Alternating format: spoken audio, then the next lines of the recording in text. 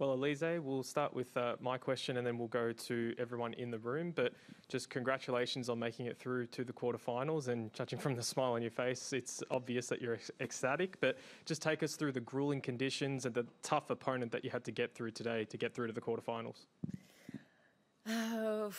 Yeah, there's a lot to say about this match. It was definitely very hard conditions to play. I could see that Simona was also struggling like me. We were both fighters on the court out there and really giving everything we had, lifting it all on the court and leaving it all on the court. Sorry, my English is going down with my fatigue. Sorry. And yeah, I mean, it was such a drama because I was one set, one break up, and then I don't know how many games I lost in a row, and then finally came back in the third, and just, I was so tired I couldn't think anymore, which was a good thing, I think, at the end, because it just made me keep playing, keep trying, and at the end I made my first quarterfinal, so it's quite exciting, yeah. Take questions in the room. Thank you. Elise, when you look at your record, the titles you've won, players you've beaten, the ranking you've had, it seems a little surprising that you haven't had a quarterfinal before. I just wondered, do you think there's a reason why it's taken a while, or have you put pressure on yourself in the slams, or is it just fortune? I don't know. What I know is that I am in quarterfinal now, and that's what matters, After 16 years on the tour, I never gave up. And today I realized this goal that was very important to me for a while. After beating a few big names, Muguruza, today Halep, there are players that I admire a lot, so I don't know what happened in the past, and really, honestly, right now, I don't care. Thank you. Yeah, Liz, I'd like to ask about your post-match exchange with Jelena Dokic, because you just won one of your best wins of your career. You decided to share that moment with Jelena. Tell me why you decided you wanted to show your support to Jelena, and also in reference to Peng Shuai, why do you feel it's so important to use your platform to speak out? Well, about Jelena, it just made sense because 13 years ago when I had these 2 match points against Safina and I didn't make it to the quarterfinal, she was expecting me in the quarterfinal and I was supposed to play against her. And I don't know why, when I won today, I had a thought for her because this is a match that I could never play and we never actually played after that. And I was following her, when she published her book, and I was following her story, and now I can see how she's commentating and how she's doing. I think she's great, and I just wanted to share this moment with her because it all made sense at that moment. Catherine? Elise, congratulations. You said that reaching the quarterfinal was a goal achieved. What's the goal now? Can you win it? Going further. I mean, I'm not gonna stop now. I'm still ambitious. I just have to soak it in, take time to appreciate the moment and be proud of what I did today. But definitely from tomorrow, I will have to think about my next match and how I can go further in the tournament. And sky is the limit. I mean, I really want to be ambitious on this slam. For the first time of my life, I really believe I can go till the end, and I think that's what makes the difference.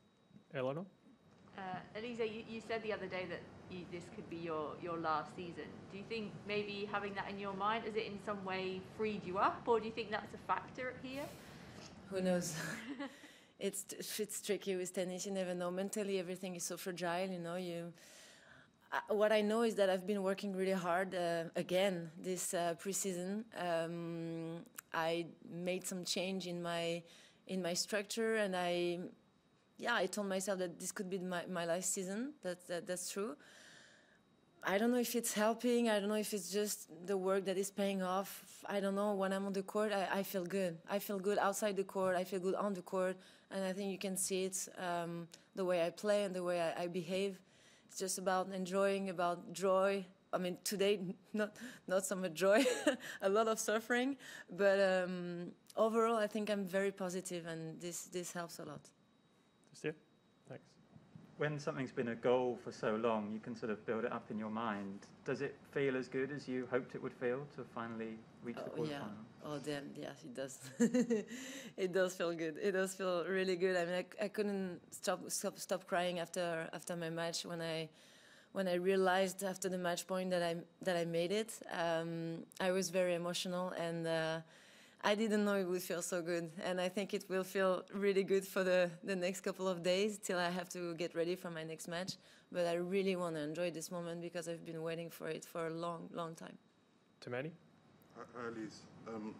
You called this match a drama, and I think most people associate you with drama, like dramatic moments throughout your career. I'm curious, do you like that?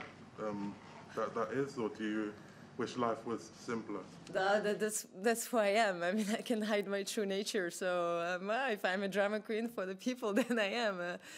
What I know is that I give everything I have on the court, and I think that's why sometimes there is drama, because when you play against a player like Halep that does the same than you, which is not letting go a single point, fighting and grinding, I mean, this makes drama by definition. But yeah, I mean, that's who I am. I cannot say anything else, but I think people want to see truth on the court, you know, and honesty, and I think that's what I am. So there is good side and bad side sometimes, but right now it's all about bad side. Good side, sorry. A lapsus about good side. I was also curious if you would have preferred to play under the roof.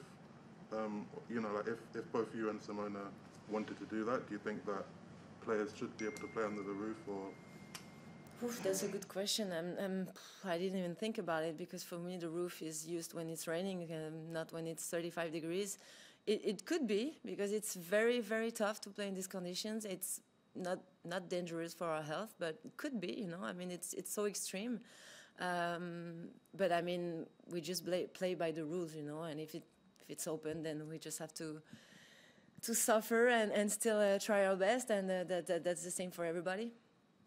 We'll go last two in the room. Christophe first. So next round, Collins. What do you know about her, and how do you tackle this match? That's the first time we play with Danielle Collins. Well, that could be some more drama on this match for sure. I mean, I see how she is on the court. She's like a lion, you know. Oh my God, she impresses me a little bit, because she's like so intense, and I'm intense too. But I think she's next level intense. And she's hitting so hard. I mean, this is gonna be a good match. I'm really happy to play against this kind of player. We'll see. You know, I really want to.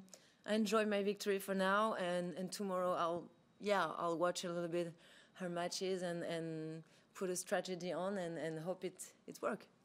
Final in the room. Thank you. Congrats on the win today. I just wanted to ask, you've been quite vocal about Peng Shuai and that situation. I was interested in your thoughts on Tennis Australia taking away T-shirts and banners from a couple of people who were supporting her a few days ago. Do you think that's the right thing to be doing, or what's your take on the situation?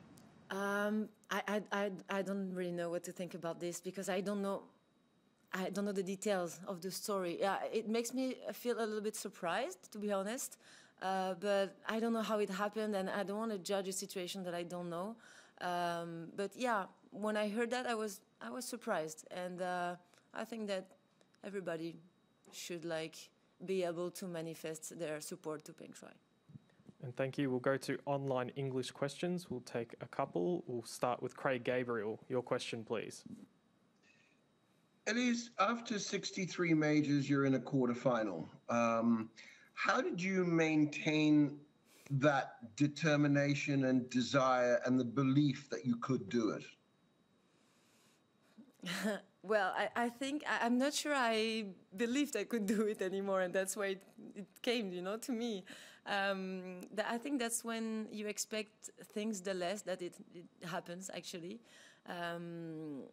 I just kept working all these years, trying to, you know, find some fun playing tennis, and I just told myself that if it should happen, then it will happen, you know, and maybe leave it in the hands of fate, of destiny, I don't know. But what I know is that I always loved tennis so much, like I said the previous days, and that's what helped me to just keep playing. And I think the determination, that's why I'm like this, you know. Each time I'm doing something, I'm willing to do my best, and yeah, that's me.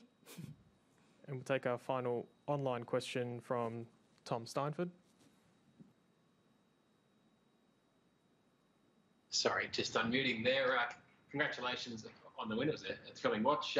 Someone asked you there about the situation with Peng Shuai in terms of the items that were confiscated by Tennis Australia. I just want to ask you more broadly on that topic. I mean, you spoke about it very early on when the situation first came to light.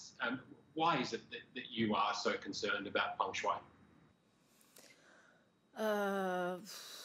Why? Because this was not a normal situation at that time when it happened, and I felt like it was my duty as a player, as a fellow tennis player that knew her for a long time, to just ask what's going on. And that's all, you know. As I said, I'm a very honest person, sometimes maybe too much, but I always say what I think. And at that moment, I remember I was on holiday in Portugal, and I was like, but what's going on? I mean, should we do something? Should we say something? And yeah, the answer was definitely yes. And I'm very happy that all these people followed me after that. Is still very unsure how she's doing, but you know, I think the fact to put some lights on this story was good for her overall. So yeah, now we are of course all waiting for more details that we don't have so far, but we keep our fingers crossed. And thank you. We'll come back to in the room for national language questions. Thank you.